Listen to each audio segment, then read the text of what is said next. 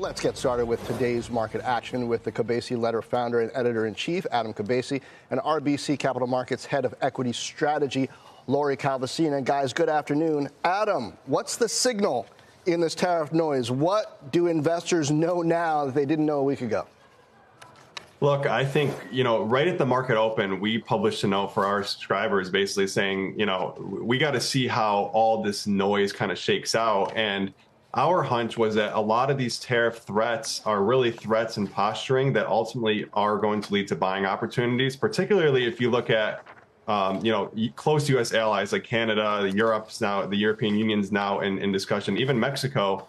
A lot of this appears to be less about necessarily shrinking that trade deficit, but rather just kind of obtaining different policy measures that President Trump wants to see. And these trade wars might last for a matter of hours or days, like we saw today with Mexico now being delayed by another month.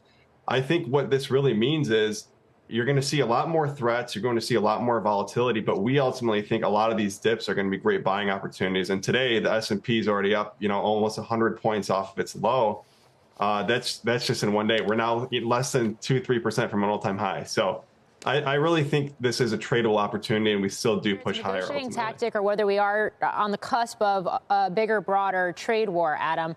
And I realize there's a lot of moving parts, and a lot has to happen to actually see all of this manifest and manifest simultaneously. But if you do see tariffs put in place on certain goods coming in from certain countries over the longer term, you have to weigh that against possible changes to tax policy, deregulation, major cost cuts, which was the other news item of the weekend with Doge and Elon Musk, and the implementation of things like AI. So it is all working together, and I just wonder how you game that out as an investor and think about not just the near term, but the longer term, whether it's into the end of this year or beyond, and what that means for investing in this market.